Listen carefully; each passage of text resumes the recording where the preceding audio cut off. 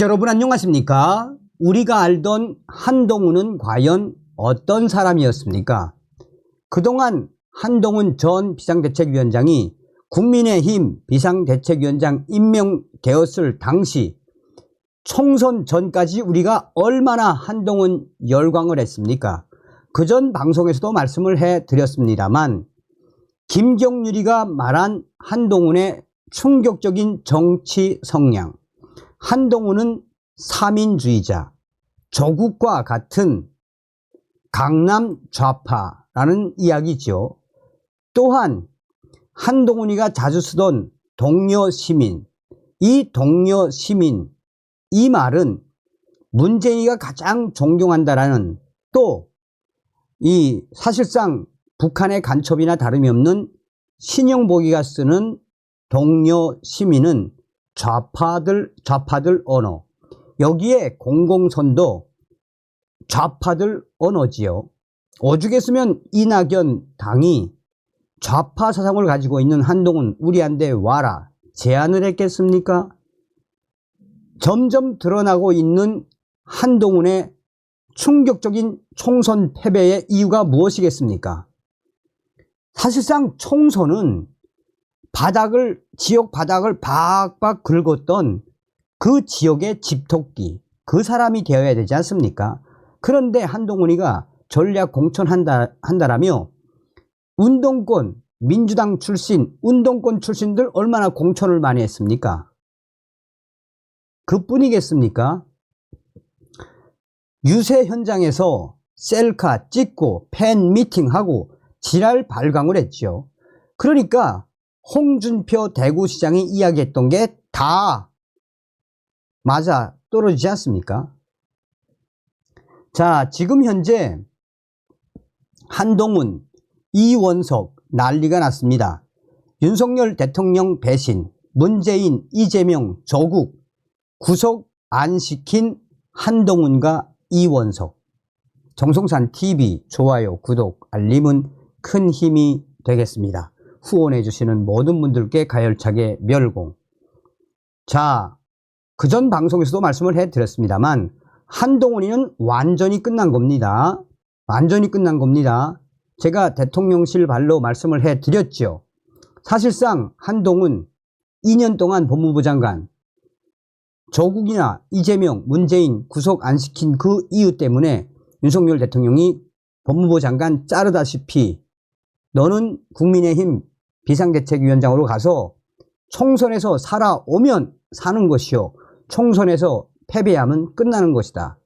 이미 끝났다고 봐야죠. 자, 여러분 한동훈에 대한 망상을 이제 버리세요. 자, 보세요.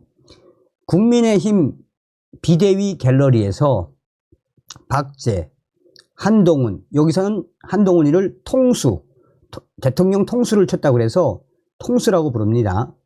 박재, 한동훈, 한통수가 대통령 통수 친 것으로 보는 이유. 자, 하나하나 설명을 해드리도록 할게요. 바로 본론. 첫 번째, 당과 정은 서로 협의를 함. 공식, 비공식 모두 포함하고 원칙적으로 비공식 회의 내용은 유출돼서는 안 됩니다. 두 번째, 예를 들어 국민의힘 비대위 회의도 언론에 보여주는 공식과 언론 소개 후 하는 비공식이 있습니다. 그리고 비공식 회의 후 대변인이 따로 브리핑 들어가는데 브리핑에서도 모든 비공식 회의 내용을 오픈 안 합니다.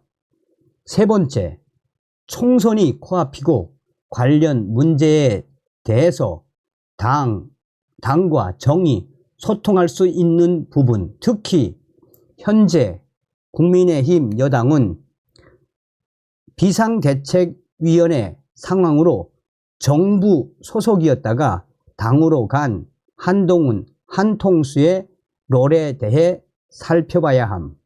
넷째, 정치 경험이 없는 한동훈, 한통수를 당이 받아들인 건 윤석열 대통령과의 소통 강화를 위해서였고, 윤석열 대통령이 한동훈, 한통수를 비대위원장으로 보내준 것 역시 당, 정 사이 활발한 소통이 이루어지길 바랬던 것입니다. 그러나 개인 한동훈이 비상대책위원장 롤을 꿰찰 이유가 없습니다. 그게 아니면 다섯째, 그런데 정황상 한동훈이는 비상대책위원장 취임 이후 대통령실과 소통이 원활하게 이루어지지 않은 것으로 보였습니다. 오히려 한동훈이는 윤석열 대통령과 각을 계속해서 졌습니다. 마치나 윤석열 대통령이 잘못하고 있는 듯한 분위기를 계속 유포했습니다. 사실상 소통이 제대로만 됐다면 윤재옥, 이관섭, 한동훈, 한통수 이 셋의 비공개 회담이 잡히지도 않았을 것입니다. 게다가 상황을 보면 위 셋 중 누가 연락 차단했을지는 바로 나옵니다. 여섯째, 국힘 윤재옥, 이관섭, 호주 전 대사, 한통수의 한동훈의 비공개 회동 이후 갑자기 한동훈 사퇴설이 언론을 통해 흘러나왔습니다. 문제는 윤재옥, 이관섭, 비서실장이었죠. 문제는 윤재옥 원내대표 그리고 이관섭 그 전에 비서실장, 이관섭은 언론에 흘리지 않았다고 이야기를 했습니다. 자, 그럼 한동훈 사퇴 소스는 누가 뿌렸을까요? 바로 한동훈 본인입니다. 일곱 번째, 그리고 한통수는 이 일을 윤석열 대통령의 당무 개입, 즉 탄핵 사유가 될 만한 사안으로 언론에 공개하고 몰아붙였으며 그렇게 가도록 김경률과 짰습니다.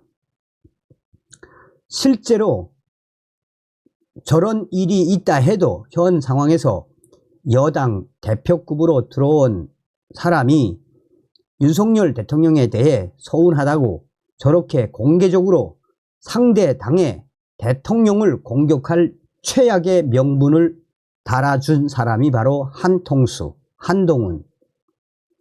여덟 번째, 이로 인해 대통령은 당에 어떠한 의견도 낼 수 없는 상황이 됐고 한동훈, 한통수는 당을 완벽하게 접수해버림. 아홉 번째, 문제는 당을 접수한 후 공정한 룰로 돌아가면 상관없겠지만 이후 보여지는 모든 행보가 충격적이었고 이상했었습니다. 열 번째, 초반 경선 룰부터 시작해서 사천 논란까지 저 부분은 확실히 지적해서 막아야 하는데 대통령실 차단에 조만간 공천 심사로 인해 당내 위원들도 쉽게 거론하기 어려운 상황을 당시에 만들었음. 11번째, 그 와중에 한동훈, 한통수는 보수 여당 대표로서의 총선을 관리하기 위한 비상대책위원회 위원장으로서의 행보보다는 자기 PR에 집중한 마치 대선 예비전을 치르는 듯한 행보와 함께 좌클릭 행보만 연일 보여줬습니다. 12번째, 비대위 구성부터 취임 이후 방문한 것 정리하면 너무나 투명합니다. 심지어 통도사 방문 시기는 비공개로 문재인 방문했다는 루머까지 나온 상황입니다. 가짜뉴스에 빠르게 대응하는 한통수인이 이 루머에 대해서도 빠른 해명을 해서 위구심을 덜어주었으면 합니다. 지금까지 드러난 일련의 한동훈의 행보를 정리하자면 한동훈의 윤석열 대통령 뒤통수, 통수는 확실했고 심각한 좌클릭 행보까지 보면 국민의힘이라는 보수 정당에 어떤 의도를 가지고 들어온 것인지 다 알 수 있을 것입니다. 자,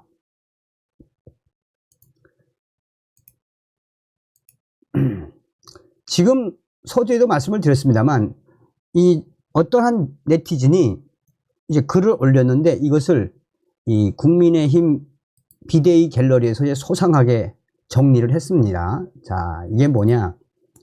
보수 우파의 마음이 민심이다. 야당과 언론이 제시하는 국민의힘 총선 참패 원인과 극복 방안은 거짓이다.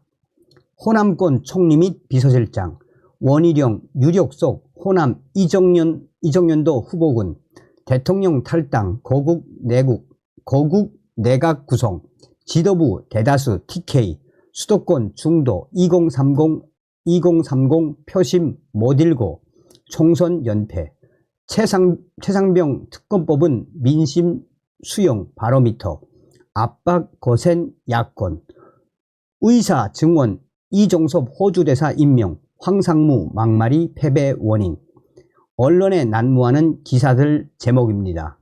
정말 이래서 국민의힘이 총선에서 패했을까요? 보수 우파가 이번 총선에서 국민의힘을 심판한 이유는 딱 한 가지. 윤석열 대통령이 약속한 헌법 수호와 법치 실현을 바탕으로 한 공정과 상식을 제대로 실천하지 못했기 때문입니다. 한동훈을 윤석열 대통령은 법무부 장관에 임명했습니다. 우리 보수 우파는 한동훈이가 윤석열 대통령처럼 할 줄 알았습니다. 대통령의 국정 지지도가 50%가 넘던 가장 중요한 시기인 2022년 5월과 이재명이 당 대표 출마 시기인 8월 사이에 한동훈과 이원석은 한 번도 압수수색을 하지 않았습니다.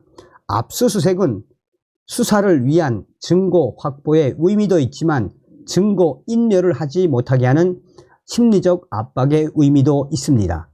그러면 당시에 한동훈과 이원석이가 이재명 압수수색 했다면 이재명이는 당대표 도전 포기했을 것입니다. 대장동에 돈이 검찰 내부에 깊숙이 들어갔다고 해도 무방합니다. 지금 생각하면 검찰 내부에 친문재인, 친이재명 검사들이 있었다고 생각합니다. 한동훈이가 제거했어야 했습니다. 장원급제 장관 임명에 취해 방향타를 잃고 한동훈이는 휘청거렸습니다. 검찰총장이 된 사람이 호남 출신 이원석입니다. 문재인 정권 하에서 출세한 한동훈과 이원석, 이들은 55 클럽 핵심들 제대로 소환 조사하지 못했습니다. 권순일, 뉴시스 회장 등이 거리를 활보하고 다니게 만들었으며 박용수 겨우 구속시켰지만 보석으로 풀려났습니다. 문재인 한 번도 수사 안 했습니다. 우리가 가장 궁금해하는 라인과 옵티머스 사건 뭉개고 있었습니다. 한동훈과 이원석은 이재명과 문재인, 조국을 구속시킬 마음조차 없었던 것 같습니다. 보수 우파는 한동훈에 대해 큰 기대를 하고 지켜보았지만 애당초 한동훈의 검찰을 처음부터 믿지 말았어야 했습니다. 한동훈, 이원석은 애당초 이재명, 조국, 문재인을 구속시킬 의지조차 없었던 것입니다.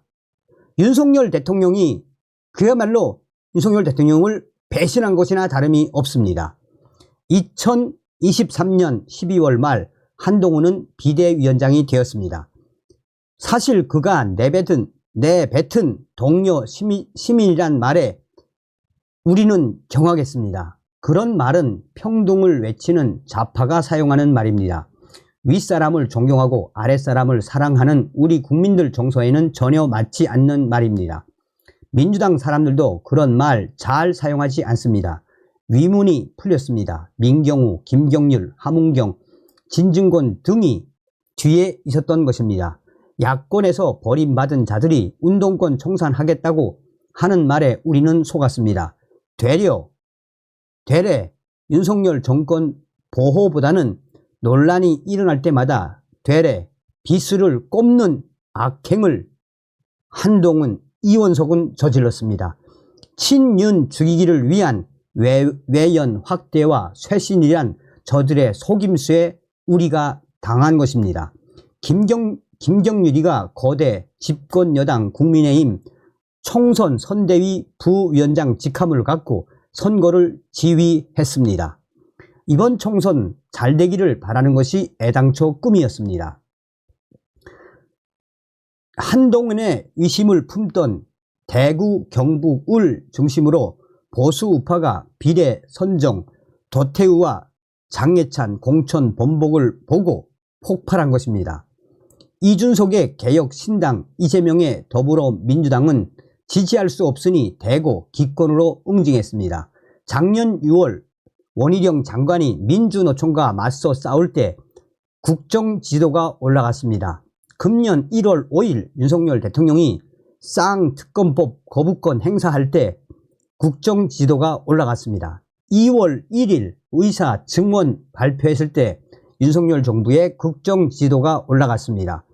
윤석열 대통령은 몸으로 맞서 저들과 싸워 보수정권 창출에 이바지했지만 한동훈은 말만 갖고 저들과 싸우는 척하다 보수정권을 박살낸 겁니다. 언론과 야권이 겁박을 해도 헌법 수호와 법치 실현에 강한 의지를 갖고 있는 사람들 중심으로 내각과 영산 참모, 당 지도부 구성해야 합니다. 실체도 없는 중도 타령, 원래 우리의 지지 기반이 아닌 청년 2030 세대 타령하지 마십시오. 보수우파의 가치 실현만이 지지도 회복의 지름길입니다. 민주노총과 맞서 싸울 때 윤석열 대통령에 대한 청년 2030 세대들의 환호를 잊으면 안 됩니다. 이재명 체포 동의안 찬성이 50%가 넘었습니다. 조국 부부 비호감이 50%가 넘었습니다. 무엇이든지 숫자로 파악하십시오. 숫자는 거짓말을 하지 않습니다. 자, 여기에 이제 수많은 댓글에서 야, 한동훈, 이원석, 윤석열 정부의 엑스맨이었네. 자, 여러분 강조드리고 싶은 게 무엇입니까? 여러분 윤석열 대통령님만 믿고 정강훈 목사님과 함께 우리 40 총선 박살, 문재인, 이재명, 조국 구속, 제2의 4.19 국민혁명, 제2의 5.16 국민혁명을 반드시 일으켜야 합니다. 윤석열 대통령이 행정권을 쓰겠다고 했죠. 대통령이 쓸 수 있는 카드는 많습니다. 다음 시간에 뵙겠습니다. 멸공.